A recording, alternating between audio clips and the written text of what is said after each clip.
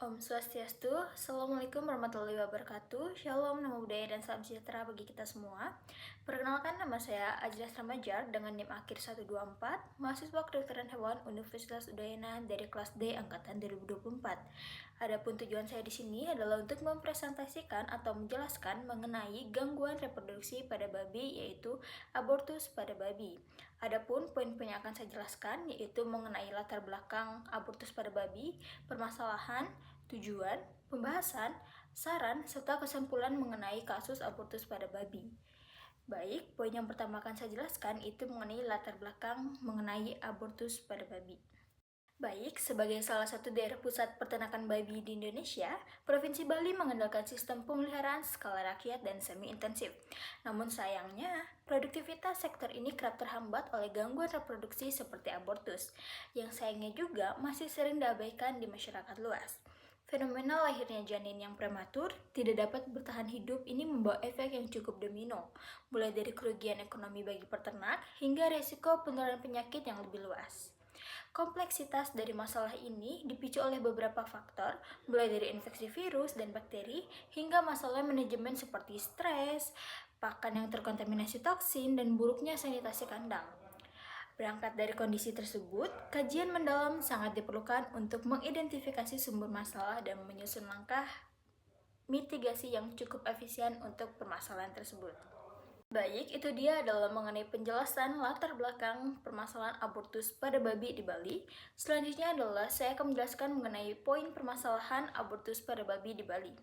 Pada salah satu peternakan rakyat di Kecamatan Bangli, Bali, dilaporkan kasus abortus yang cukup berulang pada beberapa induk babi sejak November 2024. Adapun ciri-ciri klinis yang dilihat oleh para peternak yaitu yang pertama, fetus yang lahir itu sudah dalam kondisi mati, busuk atau mengalami resorpsi. Yang kedua, induk tampak sehat tanpa gejala sistemik. Yang ketiga, peternakan menggunakan pakan lokal seperti dedak dan sisa gilingan tanpa pengawasan kualitas pakan atau air yang menyebabkan besar kemungkinan bahwa pakan itu terkontaminasi oleh toksin atau bakteri yang menyebabkan fetus lahir dalam kondisi mati. Pada kasus tersebut, tidak dilakukan diagnosis laboratorium atau pengujian patogen yang menyebabkan abortus pada babi. Nah, untuk selanjutnya adalah biosecurity serta vaksinasi belum juga dijalankan secara rutin dan terstandarisasi yang menyebabkan banyak sekali peternak yang mengalami kejadian-kejadian abortus karena biosecurity serta vaksinasi belum dijalankan secara merata dan secara rutin.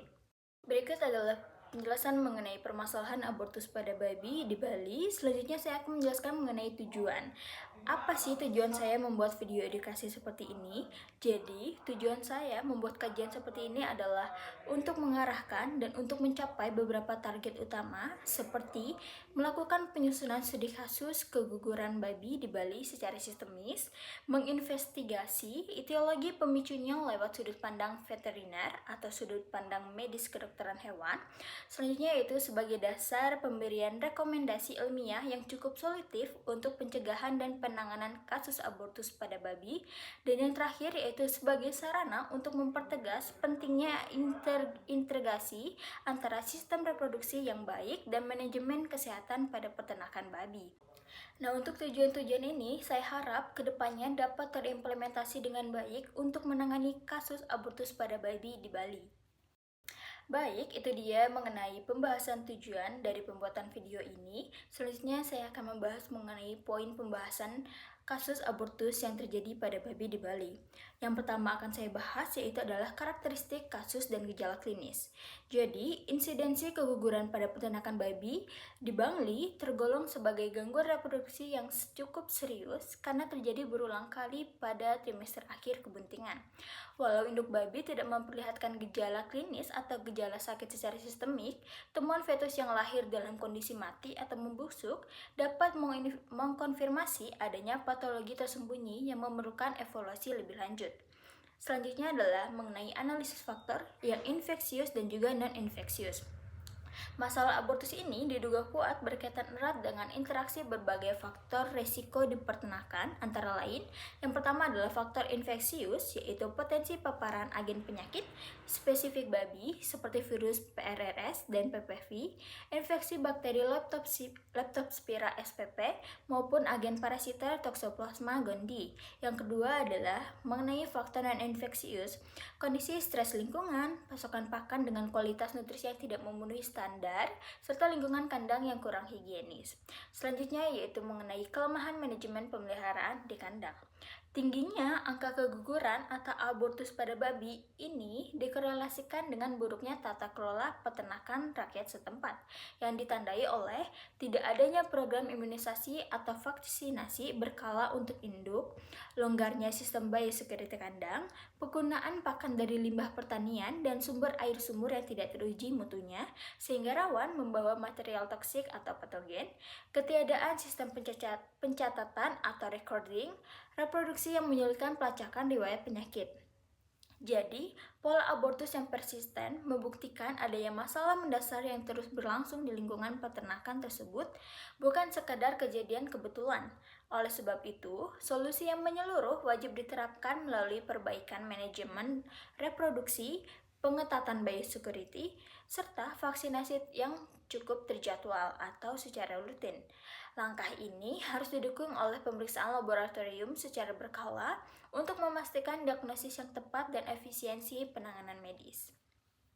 Baik, berikut adalah mengenai penjelasan pembahasan kasus abortus pada babi di Bali. Selanjutnya yaitu mengenai kesimpulan yang saya dapatkan di kasus ini.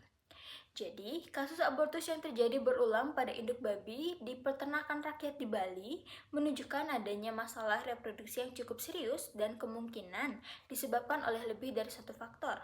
Meskipun induk babi terlihat sehat dan tidak menunjukkan gejala penyakit yang jelas, kejadian ini mengindikasikan adanya infeksi yang berlangsung tanpa gejala atau subklinis atau pengaruh lingkungan yang kurang mendukung.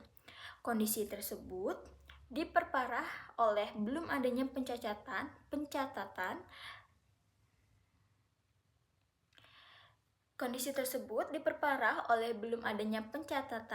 reproduksi yang baik, vaksinasi yang belum dilakukan secara rutin, serta kurangnya pengawasan terhadap kualitas pangan dan air minum.